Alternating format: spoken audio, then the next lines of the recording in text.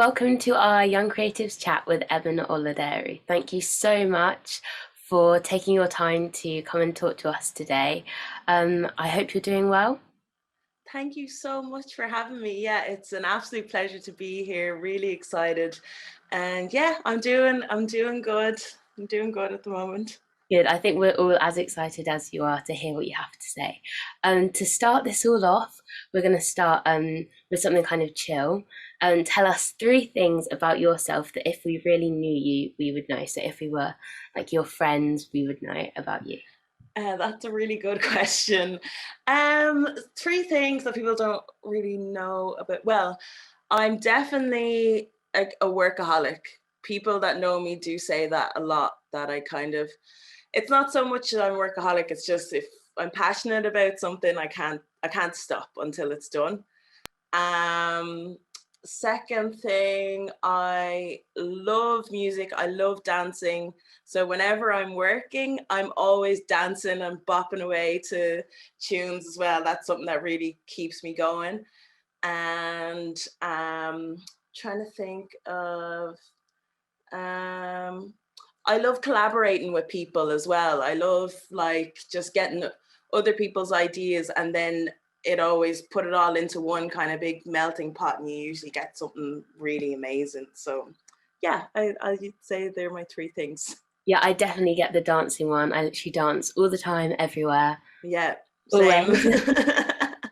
It just keeps you going. It just like keeps you in good spirits, and I feel like it helps me work for longer as well. So I'm like, oh, I Yeah, love this tune. I just keep going. yeah, definitely. Okay, I'm going to pass on to the next question. How did you know that this career was for you?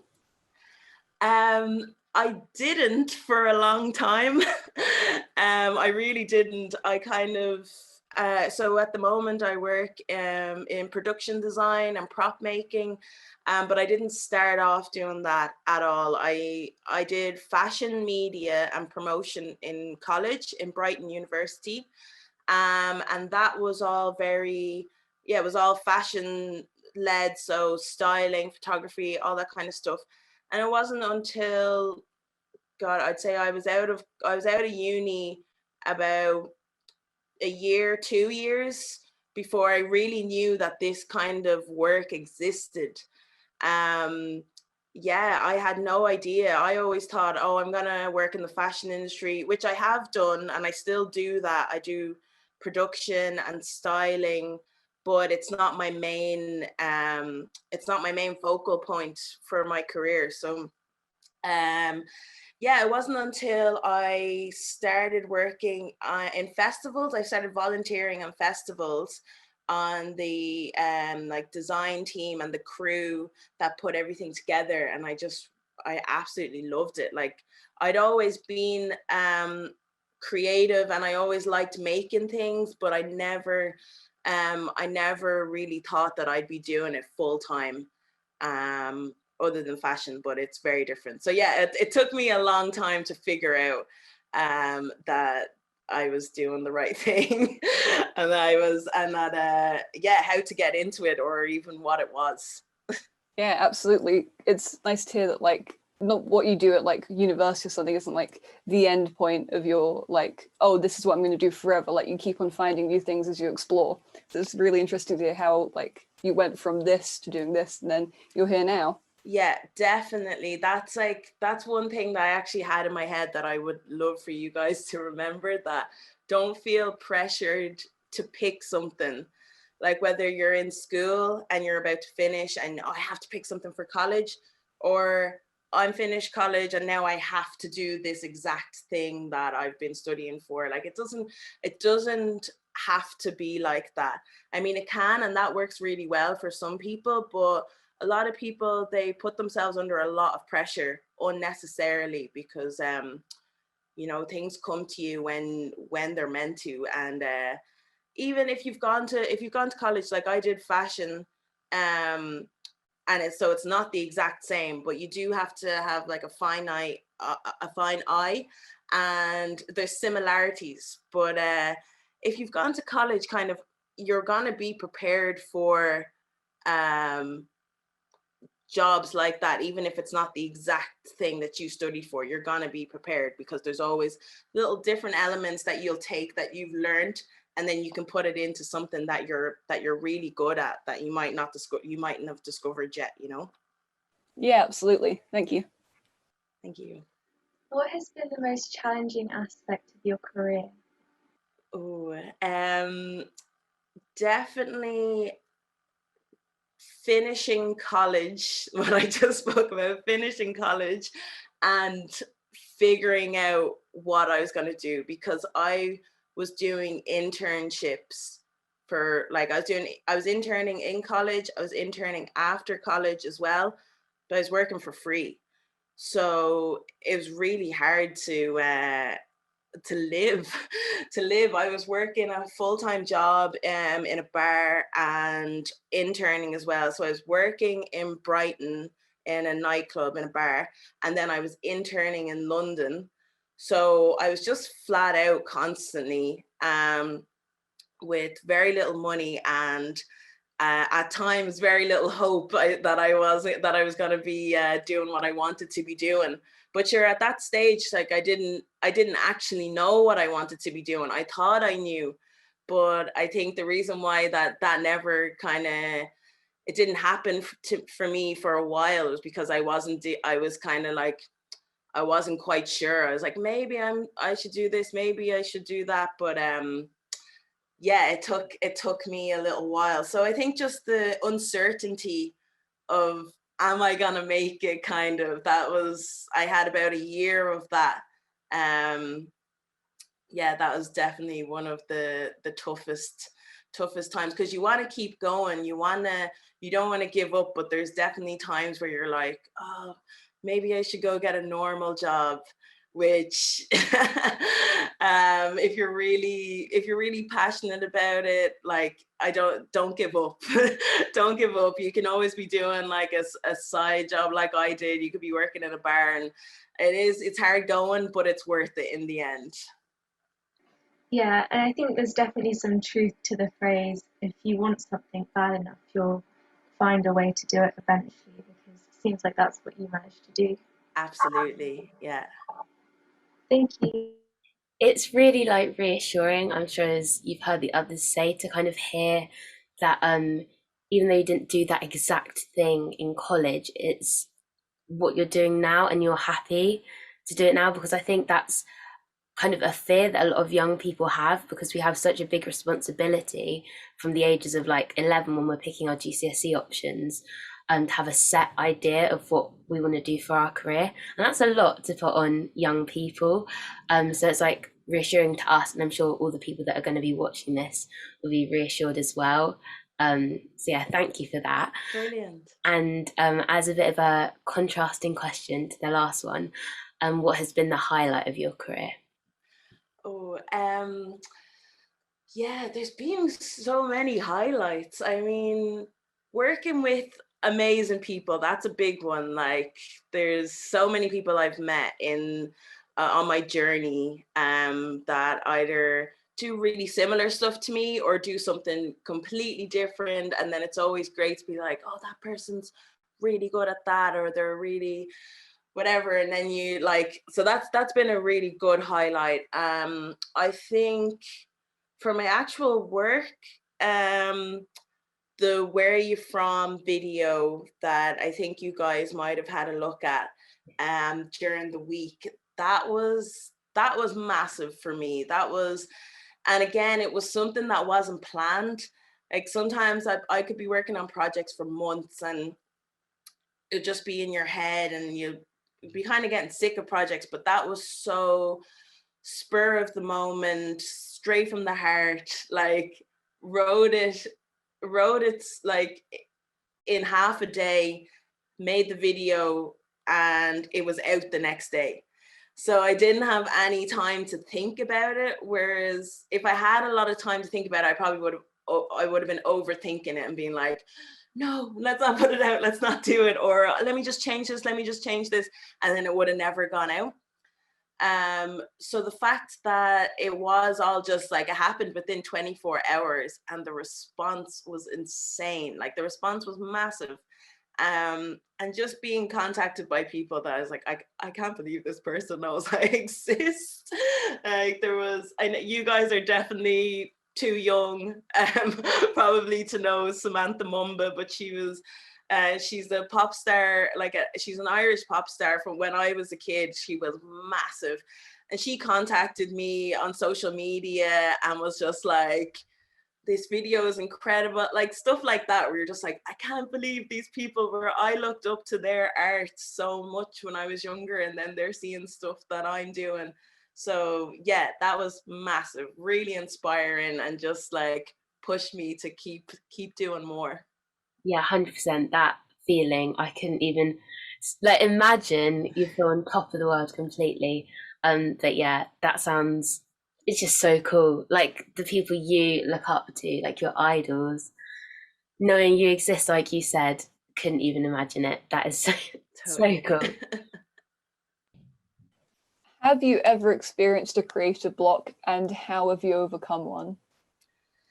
Yes, I have experienced several creative blocks, several in a day, in a week. Like, it's just, as a creative person, you're always going to have creative blocks.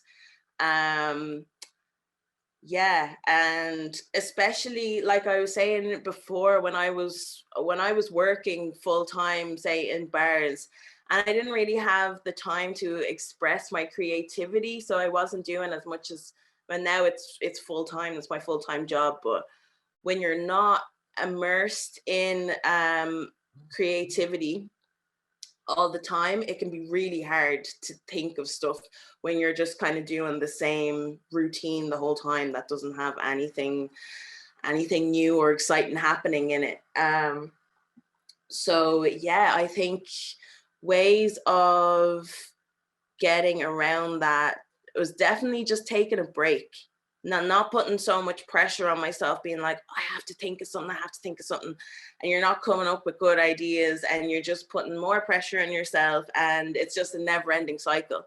So the best thing is to just like get out of the space that you're in, whether it's you're going downstairs to your kitchen to have a cup of tea, or you go out for a walk, but just definitely getting out of that space that the block was created in.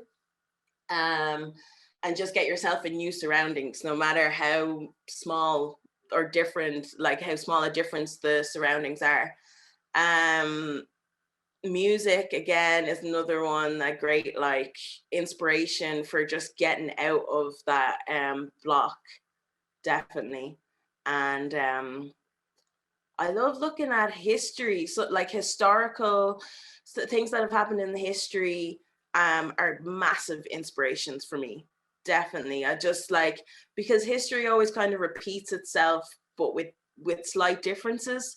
So you can look at anything like that and apply it to it as well. Whether it's, if I'm looking at a time in history for a photo shoot, or it could be something that's really specific for a theater show or TV, where it has to be this time period or whatever. So it's always great to look, just do your research and look at different, it could be something completely random that has nothing, you think it has nothing to do with the thing you're trying to achieve, but there could be a color palette, there could be textures, there could be something in it that, oh yeah, that I like that, I'm going to use an element of that.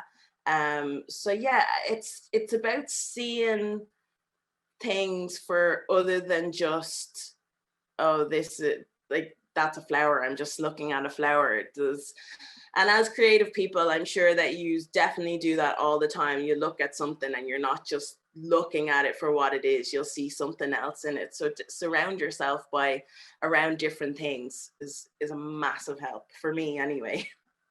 Yeah, that's really interesting. Thank you. Like with the not only with like looking at things that you enjoy, like as you said with history, and then yeah, I really agree that could be like a really helpful jumpstart if you're just kind of stuck somewhere. Absolutely, thank you. Yeah. How has COVID-19 affected the way that you work? Do you know what? It's actually been kind of mad for me, because instead of things slowing down, things have gotten really fast and hectic for me during all of this. Yeah, it's for some reason, so I would do a lot of theater work, and the theaters aren't open. So when this all happened, I was just like, what am I gonna do? Like, I just, everything that I know is shut down. And then I started working in TV, and that was just for me getting contacted by someone. I think you'd be good, someone that I work with in theater, who had this gig in TV and was like, yep, do you want to do this? From that, it just has led on. Literally from the beginning of the pandemic, I've been on set the entire time, which I'm so grateful for. I couldn't ask for a better scenario. Very few artists are still able to make a living right now, so I'm so grateful for that. Obviously things are harder, especially as a prop maker.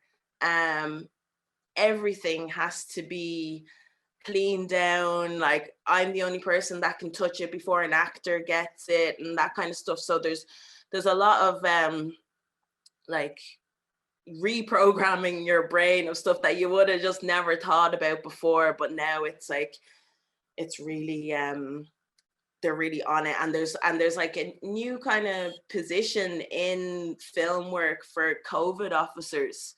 So even if you forget, they'll make sure to remind you that you're not doing things, that you have to clean everything and just like, yeah, be safe and all that kind of jazz. But yeah, it's been mad. I've also I was saying the theaters have shut down, but we've also found new ways of still being able to do theater stuff. So just before Christmas, I did a play. It's still called a play, but technically it's a film now. But it started off as a play, and then the great thing was that we had the entire theater space, when normally you just have the stage in the theater, but we had this entire theater to build sets in different rooms. And then there was a film crew, and they were filming it, and then it's still in the process of editing now, so I haven't seen it properly. But it was just a new, really great way of showcasing theater. These are all stage actors, and the sets were done more like a theater show, but is for film. So I actually am really interested in seeing how it turns out, because although you would think that they're very similar, they're very different working in theater and TV. Of just, if you're working in theater, everyone sees everything all at once. Whereas if you're working in TV or film, you could spend so much time on like this really small corner of the room and everything else blank, because no one else is going to see it, you know?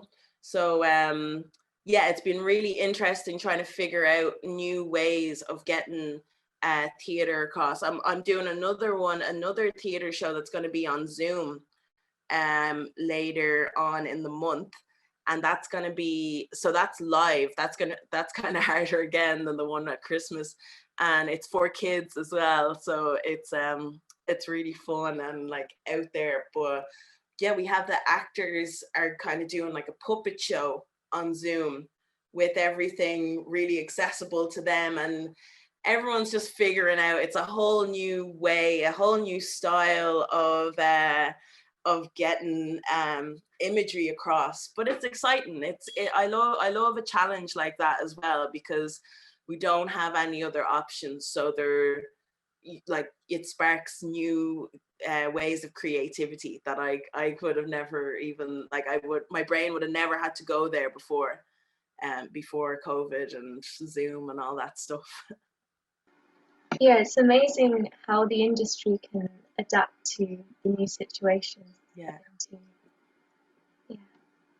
I was gonna say, like, it's so cool, like the opportunities you've been given and like the new things you've got to try, and like creativity and how it's adapted and how it's kind of given you a challenge. But I'm sure people, when everything's more back to normal, will have aspects of what's the new normal, that's been the new normal for the year, into other things. So it's like really going to be interesting to see when everything kind of goes back to normal or whatever that is now. Definitely. And I think, yeah, because we have had to adapt so much that we're going to naturally bring the elements that we've just learned, we're going to bring that into back to whatever we have after. But yeah, I definitely see like more digital aspects coming into like real life immersive theater, that kind of stuff. Yeah, definitely. And I think as well that so many people who wouldn't have access, there's been so many online courses and great creative things for creative people during all of this. So I'm really expecting to have like a load of new people who have just upskilled over the pandemic and have been like building out in their sheds and all that kind of stuff coming in and joining us, definitely. Yeah, all the things like the Zoom for the kids sounds so exciting as well. Um, could you share 3 tips for sparking creativity?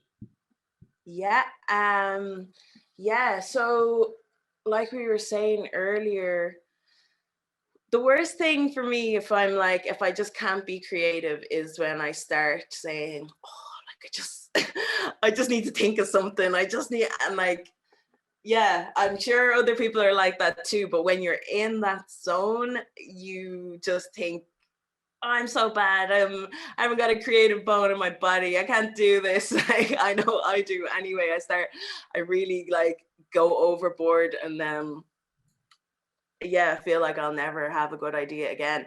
But yeah, definitely being around other people. And I know now with the pandemic, but you could all like Zoom, phone calls, that kind of stuff. If you have someone, it could just be one person, a group of people that you like running ideas by, that you like their ideas, they like your ideas, like that is a massive game changer when you have someone that you like that has your back, basically, that can be like, nah, that's not a good idea, or that's a good idea but it'd be better if you did this. Like that's like ideal situation. Yeah. um but definitely um yeah, like reading, like you said, I'm a very like, if I'm reading, everything is in my head, I'm seeing everything, I'm like a really visual person. So reading different just random stuff always sparks creativity for me, because then I have all these images in my head that I've made up from whatever I read, and I'm like, oh, I liked how that was described, or something. Like it could be a color, it could be anything like that. So that's massive. I'm trying to think of like modern ways of sparking creativity. The like different apps, like, I mean, Pinterest is amazing. That's usually if I have just a slight idea, then I can go on to Pinterest and be like, let me have a look and see what other people like how theirs turned out before, just so you're not going in completely blind as well. And it can be great because, for like you say, if you're doing theater or like installation art, which I've done quite a bit of, um you just come up with the idea and then you have to figure out how you're going to execute that. There could be stuff where I'm like, yeah, and I want to coming out of the ceilings, and I want this, I want that, and then it's like, okay, well, I'm not a carpenter, so I don't know how that's gonna work. I need like look into this, or I need to talk to someone who's skilled in this. So yeah, I think as well, and that can be a big thing for artists, is that you come up with all these ideas and then you're like, I don't know how to do that, I don't know how to execute that, and then you're just not going to try. But I think if you've got ideas, like write it down and say it to someone, not someone that's going to steal your idea, but someone that you think can help you and be able to give advice. But yeah, don't shy away from your ideas. And yeah, you can always use Pinterest or YouTube and see if someone else has tried it before and where they went wrong, and that will help you loads. Trust Yeah. me. I've never thought of using Pinterest as like a tool to help with like that's I don't know why it's completely blown my mind. I am definitely using that next time I'm stuck to write like of what to write about. I'm going to Pinterest. Yeah. Thank you. Amazing. Big fan of Pinterest. Use it for all my college work. Brilliant. Have you got any projects that you're working on or are in the pipeline that you could tell us about? Yes. I have a few jobs. Okay, there's a big one coming up that I'll tell you about starting next week, and it's 3 20-minute dramas, and they are car crash reconstructions. So it's quite heavy, and it's very contrasting from what like I usually work in children's entertainment and TV and theater, which is very nice, and bad things don't happen in that. But these are true stories that we're reconstructing, and I'm production designer on that. So I'm learning a lot myself because I've never done like these. This is big, like reconstructing the car crash scene. So I've talked to firemen, first responders, that kind of stuff, and make sure everything is accurate in terms of like the equipment, the medical equipment, turning cars over, that kind of stuff. So it's a big job, and it's very different to what I'm used to. But I'm really looking forward to it, and yeah, it's going to be a challenge, but it'll be good. That sounds really cool. Well, thank you for talking to us. It's been lovely to have you here, and yeah, thank you. Thank you so much, guys. You've been absolutely amazing, and yeah, it's just been an absolute pleasure chatting to you. You too. Yeah, thank you so much. It's been so interesting. Thank you.